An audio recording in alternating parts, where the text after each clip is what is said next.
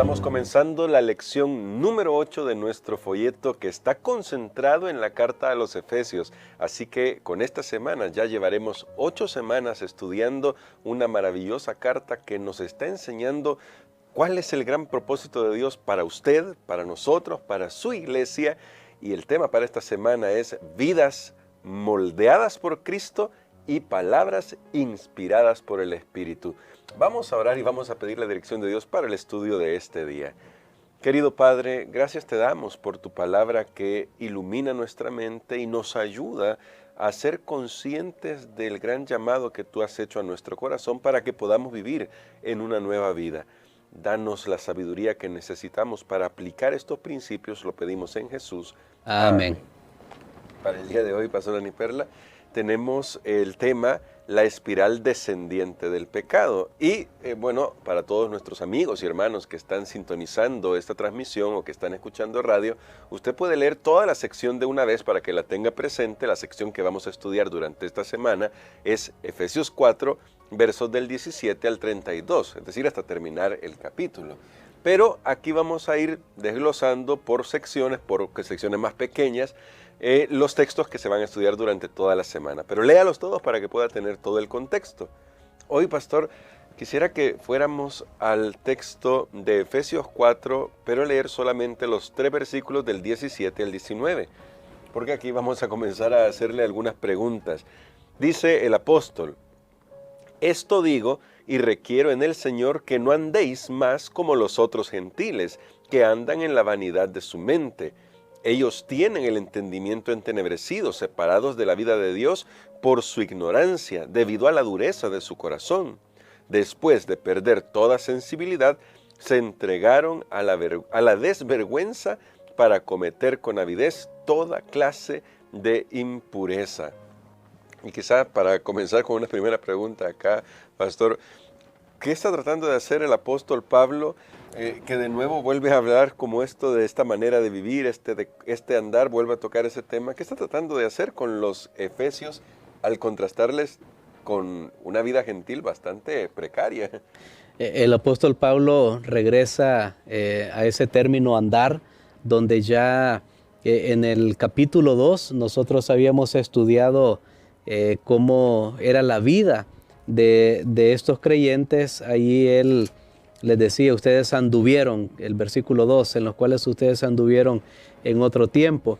Y ahora recordemos, en esta sección que estamos estudiando, ya lo habíamos dicho la semana pasada, ahora el apóstol va a hablar de unidad, la unidad del cuerpo de Cristo, pero va a hablar de pureza, porque también el estilo de vida nos ayuda para traer unidad al cuerpo de Cristo. Si cada uno hace lo que quiere vivir de la manera que desea, realmente no va a traer unidad también. Vamos a ver que unos andan de una manera, otros vestidos de otra manera. Yo no digo que tiene que haber uniformidad, claro, pero va a haber una unidad moral.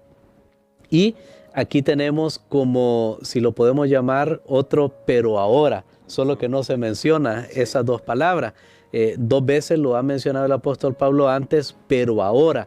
Entonces él nos dice, siendo que debemos crecer, y aquí está la conexión con lo anterior, siendo que debemos crecer, porque ya lo había dicho, en aquel, porque nos dijo que crezcamos en el versículo 15, tal vez si podemos leer, claro, Efesios 4:15 para que conectemos con esta sección. Que dice así: sino que hablando la verdad en amor crezcamos en todo en aquel que es la cabeza, esto es, en Cristo. Muy bien, parte del estilo de vida que nosotros ahora vivimos tiene que ver con nuestro crecimiento espiritual. Tiene que haber un crecimiento de cómo andábamos antes, cómo nos vestíamos, qué comíamos, cómo nos entreteníamos.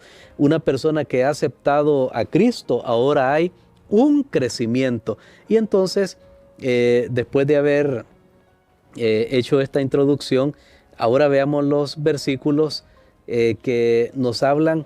Es bien interesante, cuando yo leí estos primeros versículos, lo que vino a mi mente fue Romanos capítulo 1, porque incluso el versículo 19 dice, después perdieron toda sensibilidad, se entregaron al libertinaje, y es bien difícil no pensar en Romanos capítulo 1, donde el apóstol Pablo también describe esto mismo. De hecho, los dos pasajes, esta sección tiene una gran similitud con Romanos capítulo 1, los versículos 18 hasta el 29, tienen tremendamente una gran similitud. No vamos a tomar el tiempo para ver cada cosa, pero noten ustedes que hay unos temas ahí generales. En primer lugar, el problema está en la mente. En el versículo 17, él les dice la vanidad de la mente. Sí. O sea, Pablo les recuerda, porque se espera que ahora ellos han cambiado. Claro. Pero él les recuerda, cuando ustedes no estaban en Cristo, cuando no estaban creciendo en Cristo, cuando no estaban en el plan de salvación, cuando, bueno, y prácticamente les recuerda su pasado,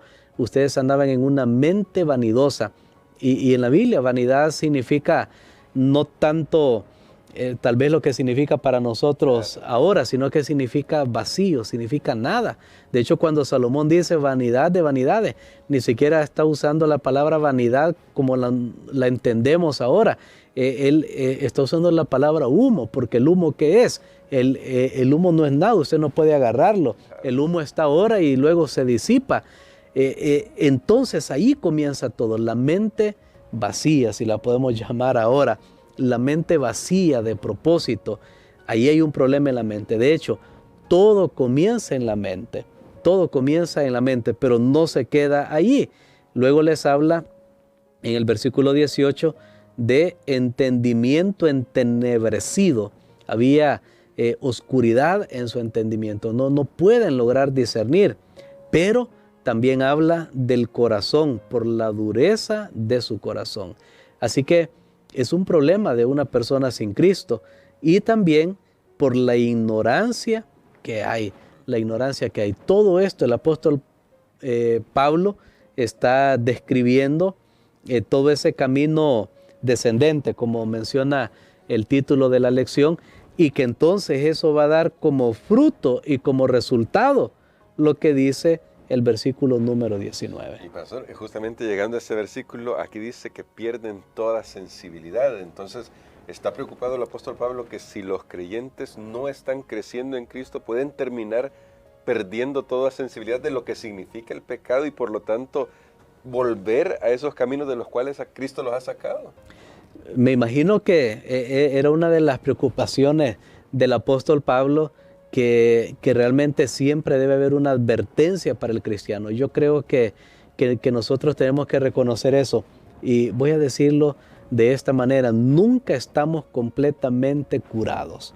O sea, no debemos cantar victoria y decir, bueno, yo antes andaba aquí, así, allá, y ya nunca más lo voy a hacer. No, cuidado, porque hay una ruta ahí en la mente que hicimos para el mal, y si gracias a Dios ya no lo volvemos a hacer, o la persona ya no lo vuelve a hacer, es por el poder de Dios que opera en su vida. Porque aquí es bien interesante, Pablo les habla ahora de lo que Dios está haciendo en ellos. Les ha hablado lo que hace por ellos, lo que Él hizo por ellos, pero ahora va más personalizado, lo que está haciendo adentro en su vida. De hecho, contrasta los dos caminos, el estilo de vida cristiano y el no cristiano. Hay una transformación, hay un cambio radical.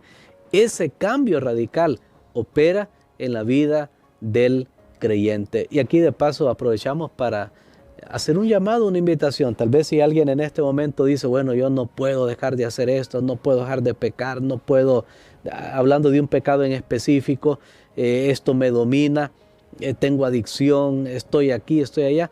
Bueno, quiero decirle que eso puede ser un pasado para usted. Amén. Sí, permite que el Espíritu Santo de Dios obre en su mente y en su corazón. Amén. Pero ahora tengo una última pregunta, pastor, respecto a esta sección, porque cuando leemos el pasaje es una crítica bastante ácida, si se puede decir, al estilo de vida de las personas que no tienen a Jesús, y puede ser que a veces nos tomemos la licencia de decir, ven cómo Pablo critica el mal y lo machaca y va encima de él, pero ¿cómo debemos ver este pasaje en el contexto de todo lo que hemos aprendido? Porque Pablo es el que predica la salvación a los gentiles, a los que en otro tiempo andaban de esta manera.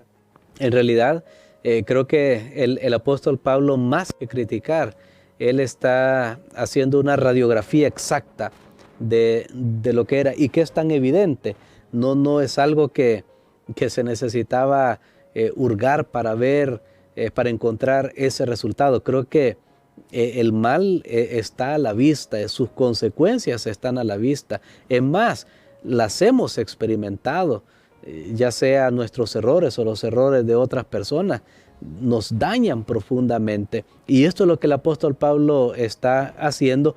Él quiere que ellos valoren lo que ahora tienen en Cristo Jesús. Alguien dijo una vez, si olvidamos la historia, somos más propensos a repetirla. Para ponerlo en mis palabras, creo que lo compuso de otra manera, pero si no repasamos, si no estamos conscientes de dónde fue que Dios nos sacó, corremos el peligro de regresar.